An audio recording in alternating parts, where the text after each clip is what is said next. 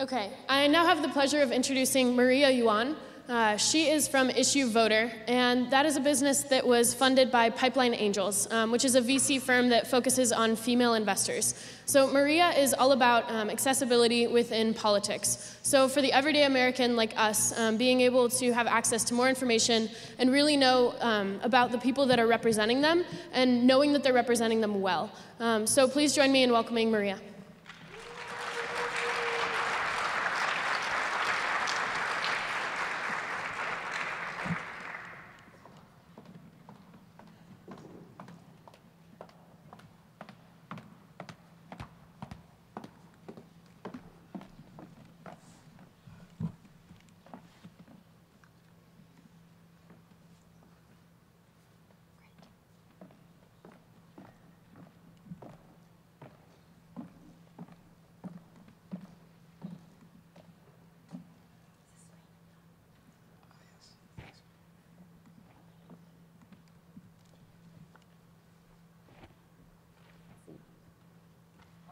Hi, everyone. I'm Maria Yuan, I'm an IssueVoter, and thank you so much for having me here today. I'm really excited to be here. I went to the University of Texas at Austin, and so I've always felt like UT Austin and Ohio State are, somewhat similar in size and in culture. So I'm going to jump right into it.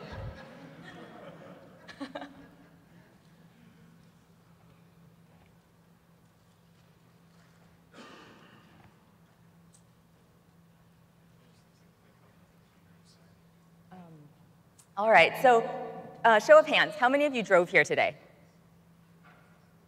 Before driving here, how many of you had coffee? And how many of you needed that coffee because you were out late partying last night? All right, so consider this. The car that you drove had to go through safety checks that were mandated by the government, and you drove on a road maintained by the Ohio Department of Transportation. The coffee you drank, you might have had to pay a tariff tax on the coffee beans. And if you went out last night and if you drank, you basically were able to do that because of federally mandated drinking laws. I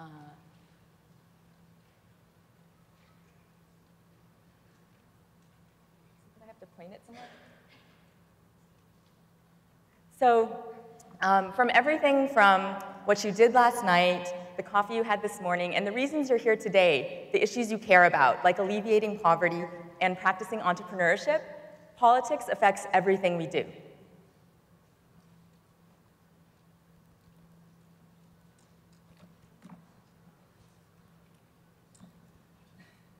So the problem is that people aren't necessarily thinking about that, and it's not top of mind, and therefore people are unable to act. I saw this firsthand when I was a campaign manager in Iowa right before the 2008 presidential election, and saw that there's so much focus on elections, especially in places like Iowa.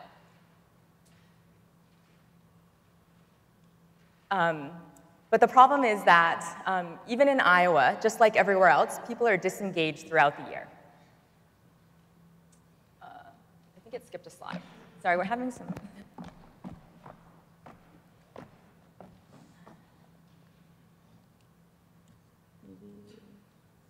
Did this slide ever come up? Okay, so I would just give you a couple examples of, the amount of focus on politics in Iowa. So it gets to the point where on television you no longer see ads for Coke versus Pepsi, but they're all Democrats versus Republicans. And for example, John Kerry came to our small town and did an event for free, whereas in New York City, where I live now, it probably would have been $10,000 to meet John Kerry. And then also, there's a saying in Iowa that you don't decide who you're going to caucus for until you meet each candidate twice. And I don't mean in big rallies. I mean literally one-on-one, 10-minute conversations. So imagine that. And like I was saying, the problem is that the rest of the year, people are disengaged. And in Iowa, just like everywhere else. And why should we be engaged? Well, there are over 700 bills each session that Congress votes on, yet less than 5% of constituents actually contact their representatives. But why should we contact them? When you elect your elected official, you're basically paying their salaries with your tax dollars. You would never hire, pay, and promote an employee without seeing any of their work. But that's essentially what we're all doing when we vote and re-elect. and incumbents are reelected over 90% of the time. But it's hard to stay engaged because we're living with an outdated system. Bills are hard to research and understand. Contacting reps still involves snail mail, picking up the phone, or filling out long forms online. And to elected officials, petitions are just a list of names, and you may or may not be one of their voters. Plus, as the person signing the petition, often you don't actually hear what the outcome was. And so I created IssueVoter, and it is a platform to enable you to make your voice count on the issues you care about before Congress votes, and then track how they're actually voting year-round to see whether or not you're being represented. And our mission is to give everyone a voice in our democracy and make civic engagement accessible, efficient, and impactful, and to modernize the communication and accountability between ourselves and our representatives. So the way that it works is you start by choosing issues that matter to you. And this is more and more important now than ever with politics being so polarized. So it's really more about individual issues than parties. And then what happens is you get an alert before Congress is about to vote on one of those issues you care about.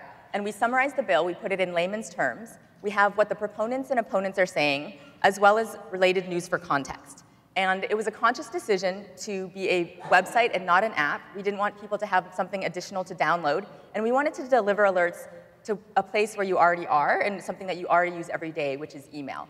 And the nice thing about them is one click sends your opinion to your rep straight from those email alerts or on the site itself. But if you are voting from the email alerts, you don't actually have to go to the website and log in. You can literally click from the email support or oppose, and that opinion gets sent to your representative. And I know from being a staffer that reps really do read and count every constituent contact, even electronic ones. And then what happens is, the other thing I would say that sets us apart from websites, other sites out there and other things you may have seen, is that we surveyed hundreds of voters, and we found that over 90% of people would want to share their political opinions with their elected officials, yet less than 25% of people would want to share their political opinions with friends, family, and colleagues. And so when you use IssueVoter, your opinion remains private. It's not something where, de facto, by using the site, your opinion becomes public. And then finally, you get a profile on the site that tracks year-round the percentage of time your rep is voting, how you would want them to vote, therefore making you a more informed voter at the next election. But this didn't happen overnight. And so I'm going to talk about 3 lessons that I learned and things that hopefully can be helpful to you as you embark on your own entrepreneurial journeys. In hindsight, I would say that voting, elections, equality, giving everyone a voice, these things were always a theme in my life, even though they weren't necessarily top of mind. So I was someone that went about my daily life. I didn't consider myself an activist. I didn't consider myself political. But looking back, I did see these themes. So for example, I still remember mock voting in 2nd grade. And my parents always stressed the importance of voting and the fact that it really is our personal responsibility. And when I was in college, I was part of a student government group that introduced and passed a bill to get the first student seat on the University of Texas System's Board of Regents. And I also interned for a state rep. And then I mentioned my experience in Iowa, but it really wasn't until almost 10 years later when I actually launched IssueVoter. So between that time, I did a bunch of other things. I worked in investment banking. I went to Wharton. But this was an idea that was still on my mind, and it was a personal frustration. And it was something that I couldn't ignore. It got to the point where I was just like, I'm just going to create this since it doesn't exist. And so the lesson here is to recognize what you're passionate about. Think about those themes in your life, and think about the combination of what you're good at and what you enjoy doing. And ask yourself, if I don't do this, would I regret it? And if the answer is yes, then you owe it to yourself to do it. So the second thing that happened as I was embarking on the IssueVoter journey is that I realized that I would need a CTO that was going to join forces with me and make this vision into a reality. And so I got an email from someone named Chris out of the blue, and we had 2 meetings. And from those 2 meetings, we decided to work together. And then together, we basically took an idea and an MVP, a minimum viable product, to the full site that you see today, which launched officially the day after the election. And we've grown IssueVoter from being friends and family and just word of mouth to thousands of users in all 50 states, and we've sent over 150,000 opinions to Congress.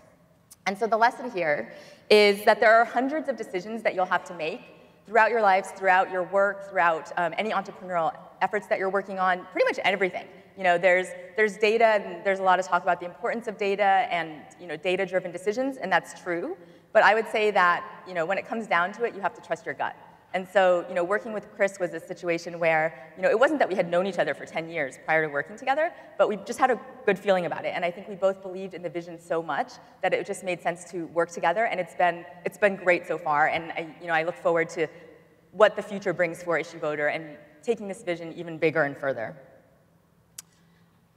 And then the other thing that will happen as you're embarking on, your entrepreneurial vision, or even things you're already working on, is there's just so much, right? There's, lists 100 things long. You always feel behind.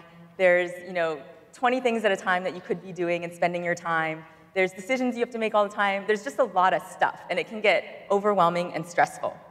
And so I'll give you an example, though, and to just kind of illustrate this point of focus. So a week after the election, I wrote this op-ed that was published in The Hill and called "How to Contact Congress is What's Wrong with Congress." And what it talked about was basically this analogy of, I can now order my food by going to a restaurant, I can pick up the phone and call the restaurant, go pick it up, or I can do it online or through the restaurant's website or app. But no matter what channel I use to order my food, it doesn't affect the degree to which I want my food to taste good. And so what I would say about contacting Congress is, no matter how you contact Congress, it doesn't mean that I care any more or less about those issues, and it doesn't mean that my opinion should matter more or less. And so that's in a nutshell what this article was about. But the thing that happened was, in the comments, there was one person in particular that kept commenting that IssueVoter was partisan. And it's really, really important for me, for the site to be nonpartisan. And where they picked, they must have really had to somehow Google me and research me, because they basically were commenting on the fact that when I worked for a candidate, when I worked as in the state legislature, how I worked for people who were members of one party. And it was really frustrating to me, because one of the reasons that it's so important for me that IssueVoter is nonpartisan is because those experiences taught me that I don't agree with either party enough to work in partisan politics. But what this came down to was, I realized that there's only so much I can control. So I can control my own work. I can control what we're doing. I can control the summaries that we write, the content on the site. I can control those things where we give balanced viewpoints and we always tell both sides. But I can't control how people are going to receive it. I can't control what people are going to say. And so, the point here is really just, as you're working on things, remember to concentrate on your inputs, not the outputs. Focus on what you can control, and don't worry about the things you can't control. So that's, those three things are pretty much what I want to leave you with, and I want to leave open a lot of time for questions. So this talk, I think, was maybe 10 minutes or so we definitely have a lot of time.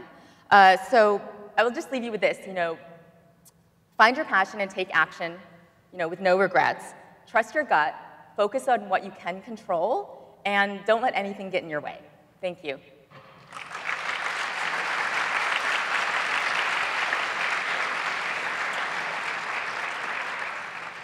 If you want to join me, we can sit and take a few questions. Yeah. Any questions from the audience?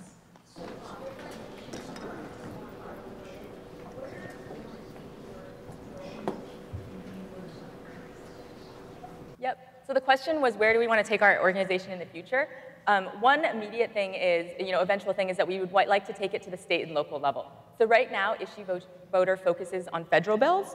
And the other interesting thing is that when I've given presentations before, people have commented, oh, we could have this in our country. So people from the UK, from France, from Germany, from Canada have said, oh, I wish something like this existed in my country too. So I think that this full circle solution, everywhere from getting an alert to even know there's a reason to contact your rep in the first place, to seeing how they actually voted, is pretty much applicable to any representative democracy, so any parliamentary system as well.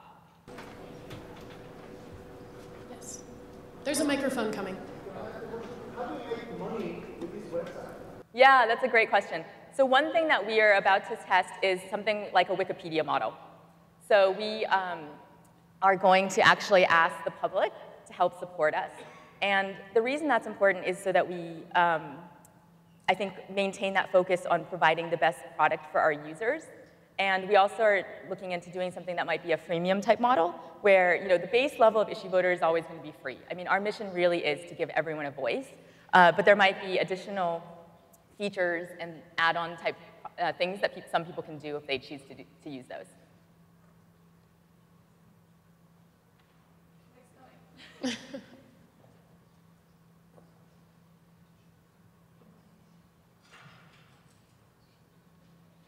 I was just wondering how you create the content and the descriptions for the bills and sort of how you go through that process. Yep, that's a great question.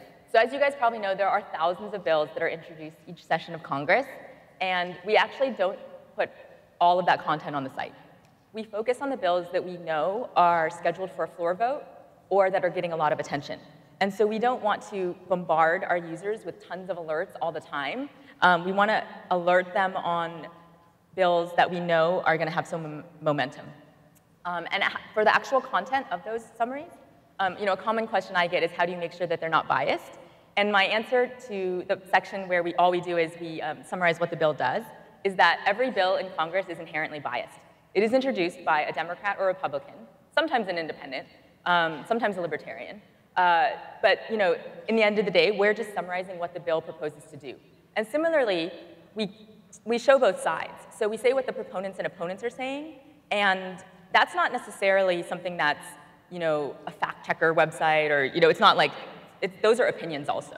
So for example, on a bill on gun legislation, we'll tell both sides, but those are opinions for a lot of times. I mean, there's facts too, but we sort of give a combination.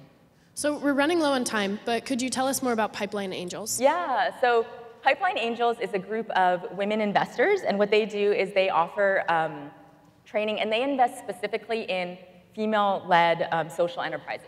So it's female-run, and it's businesses that are mission-driven and have like a social impact outcome. And the great thing about that is when you look at the stats of entrepreneurs and investors, it's definitely a male-dominated field. And so, a big part of that mission is to get more women, not just as entrepreneurs, but also on the investing side. Okay. There might be time for one more question. I saw a hand shoot up in the back.